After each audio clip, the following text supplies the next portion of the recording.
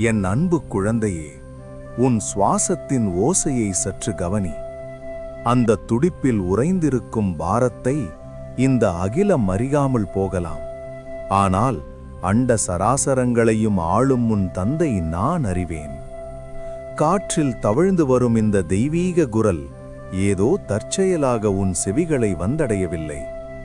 கோடிக்கணக்கான ஜீவன்கள் உறங்கிக் கொண்டிருக்கும் இந்த வேளையில் உன் ஆத்மா மட்டும் என் வார்த்தைகளுக்காக ஏங்குவதை நான் கண்டுவிட்டேன். நீ சுமந்து வந்த மலை போன்ற பெருந்துயரங்களை சுக்கு நூறாக உடைத்தெறியப் போகும் ஆதிசிவனின் மாபெரும் திருவிளையாடல் இந்த நொடியிலிருந்துதான் தொடங்கப் போகிறது. நீ எத்தனையோ மனிதர்களிடம் உன் வலிகளை சொல்லத் துடைத்தாய், எத்தனையோ கதவுகளை தட்டி உதவி கேட்டாய்.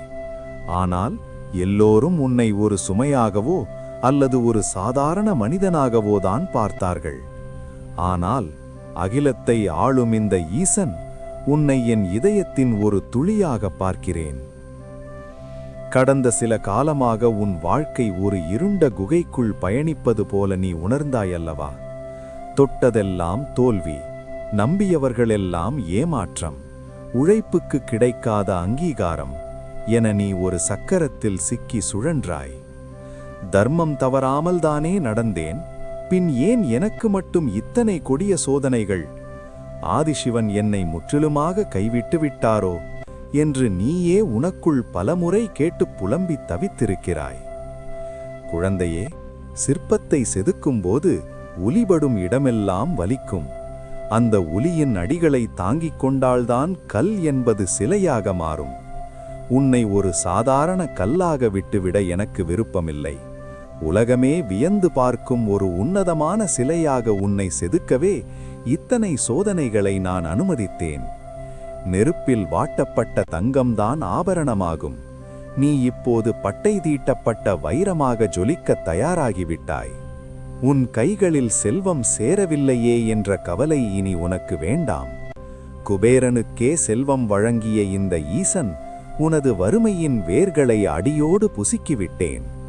நீ இத்தனை காலம் உழைத்தும் உனக்கு கிடைக்காமல் போன அந்த பெரும் புகழும் செல்வமும் இப்போது உன்னை தேடித்தானாக வரும். நீ இரவும் பகலும் அயராது உழைத்து உனது முழு ஆற்றலையும் கொட்டி உருவாக்கிய படைப்புகள் பல நேரங்களில் அங்கீகாரம் பெறாமல் போனதை நான் அறிவேன். மற்றவர்களெல்லாம் எந்தவிதமான கடின உழைப்புமின்றி மிக எளிதாக முன்னிலைக்கு வரும்போது நீ மட்டும் இன்னும் எவ்வளவு காலம்தான் இப்படி தேங்கி நிற்பது என்று விரக்தியின் விளிம்பிற்கே சென்று விட்டாய். இனி உன் வாழ்வு சுதந்திரமான ஒரு ராஜபாட்டையாக மாறும்.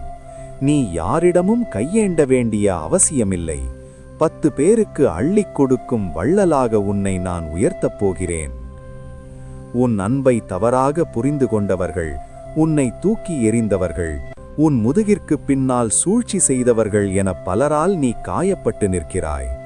உனது நிபந்தனையற்ற பாசத்தை ஒரு பலவீனமாக கருதி உன்னை தங்களின் சுயநலத்திற்காக மட்டுமே பயன்படுத்திவிட்டு தேவை முடிந்ததும் தூக்கி எறிந்தவர்களின் துரோகம் உன் நெஞ்சை ஈட்டியாக துளைத்ததல்லவா?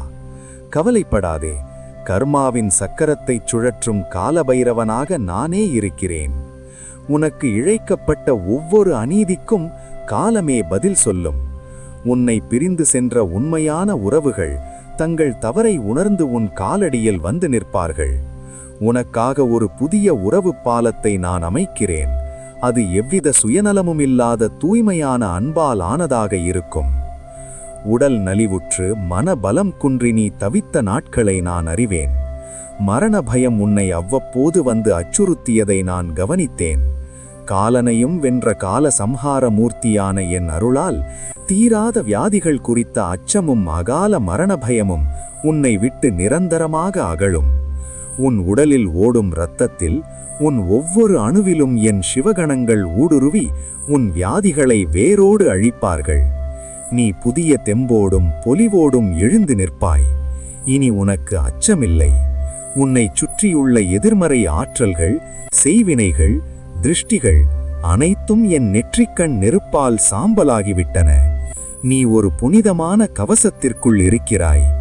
இனி உன்னை எவராலும் எந்த சக்தியாலும் அசைக்க முடியாது. இன்று முதல் உன் வாழ்க்கையின் ஒவ்வொரு நொடியும் ஒரு கொண்டாட்டமாக மாறும். நீ எடுக்கும் ஒவ்வொரு முடிவும் வெற்றியில் முடியும். நீ செல்லும் இடமெல்லாம் உனக்கு மரியாதை கிடைக்கும். உனது கலைத்திறனும் உனது அறிவாற்றலும் உலகமெங்கும் பேசப்படும். இது உன் தந்தை உனக்கு வழங்கும் மகா பிரசாதம். உன் முன்னோர்களின் சாபங்கள் நீங்கி உன் வம்சம் செழித்தோங்கும். நீ ஒரு சாதாரண மனிதனாக பிறந்து மறைந்து போவதற்காக படைக்கப்படவில்லை, ஒரு சரித்திரம் படைக்க பிறந்திருக்கிறாய். என் அன்பு குழந்தையே, கண்ணீரை துடைத்துக்கொள். உன் முகத்தில் அந்த புன்னகை மலரட்டும். இதோ கைலாயத்தின் பேரமைதி உன் இதயத்தை நிரப்புகிறது. நீ எங்கு சென்றாலும் நான் உனக்கு முன்னால் நடப்பேன். நீ தடுமாறும் போது என் கரங்கள் உன்னை தாங்கும். பயத்தை உதறிவிட்டு முழு நம்பிக்கையோடு உன் கடமையை தொடங்கு. வெற்றி உன் காலடியில். ஓம் நம சிவாய. தென்னாடுடைய சிவனே போற்றி, எந்நாட்டவர்க்கும் இறைவா போற்றி.